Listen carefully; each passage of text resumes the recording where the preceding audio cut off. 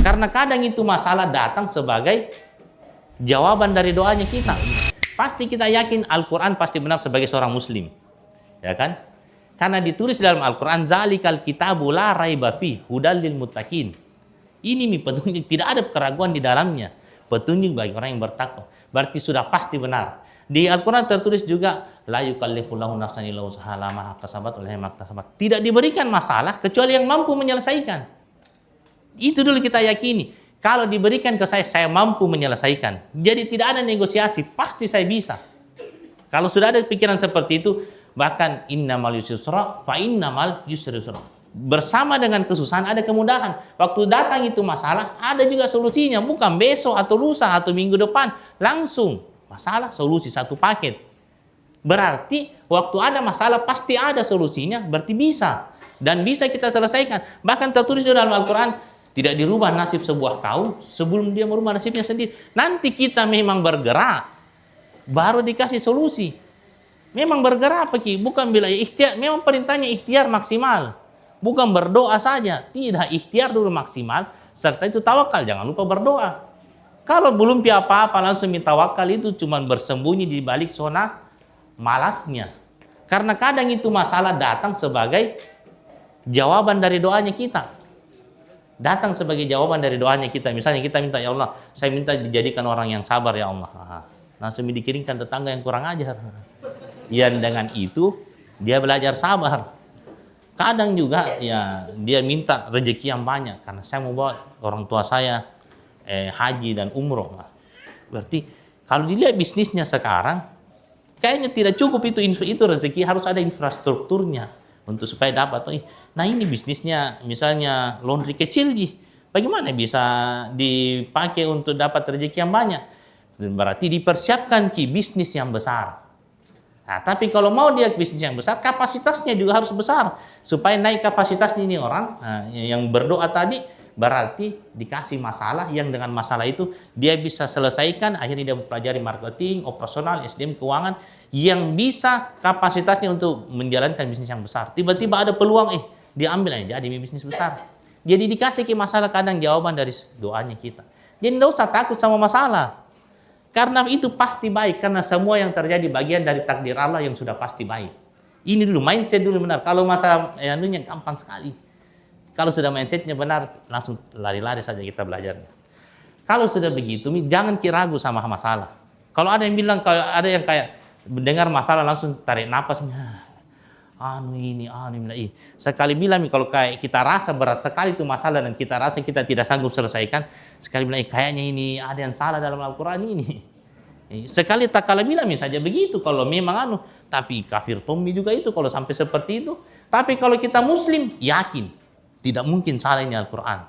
Berarti, karena pasti benar, berarti pasti saya bisa, pasti ada solusinya, dan kalau saya bergerak, pasti dikasih jawaban. Dan apapun yang terjadi itu yang terbaik.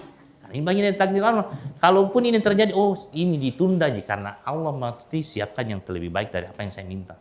Ya seperti jadi tidak khawatir dengan apa yang terjadi karena sudah pasti kebaikan semuanya. Kalau sudah benar mindsetnya, baru kita masuk kepada pengertian bisnis. Tapi mindsetnya harus benar, tidak ada yang tidak mungkin. Kalau sudah seperti itu, kita masuk pada pengertian bisnis. Apa yang dimaksud dengan bisnis? Karena setelah mindset benar, pahami dulu apa yang kita kerjakan ini. Mungkin berbisnis. Apa itu bisnis? Bisnis itu kegiatan yang dilakukan oleh pribadi atau golongan untuk menyediakan produk baik barang maupun jasa yang menghasilkan keuntungan atau cash dari kegiatan menyediakan kebutuhannya market atau memenuhi keinginannya market atau memberi solusi atas masalahnya market.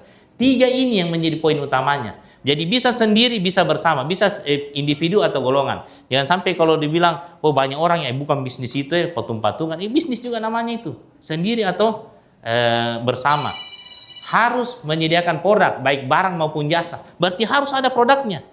Kalau tidak ada produknya itu money game namanya.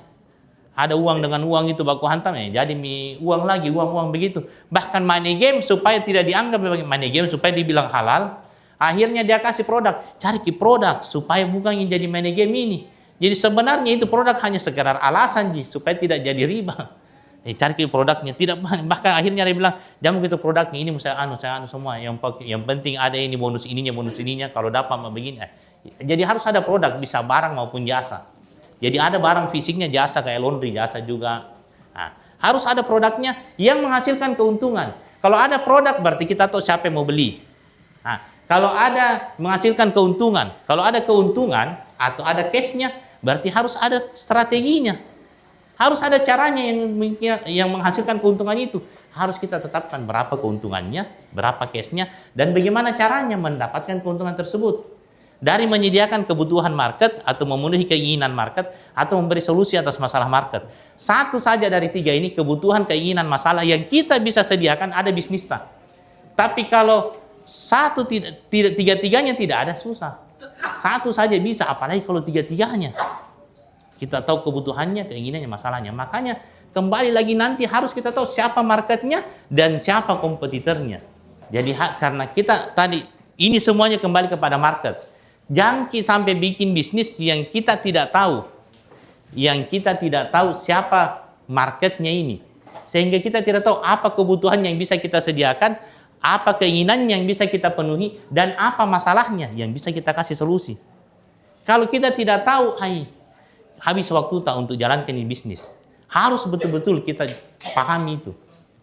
Misalnya kita bikin produk ya yang keren sekali, canggih. Yang misalnya contoh misalnya bikin senter tenaga matahari. Keren ini senternya tenaga matahari. Sampai kapanpun tidak pakai lagi baterai, pakai tenaga matahari. Dia bisa menyala siang hari waktu ada matahari. Kalau malam tidak bisa menyala, kan tidak ada matahari.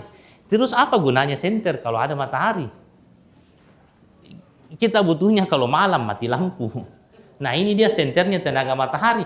Tidak ada yang butuhkan, tidak ada yang inginkan, tidak ada yang kasih, tidak ada masalah yang dia selesaikan. Itu bukan bisnis. Biar kita bikin produk yang canggih sekali, tapi ada matahari baru bisa menyala itu senter. Tidak ada yang butuh. Makanya kembali harus kita selalu riset marketnya dengan audit kompetitornya. Apa yang market butuhkan penuhi, apa yang market inginkan sediakan, apa yang masalahnya market, apa masalahnya market kasih solusi. Ada kita punya bisnis, tapi ingat bukan cuma kita yang sediakan kebutuhannya atau penuhi keinginannya atau kasih solusi masalahnya, ada juga kompetitor.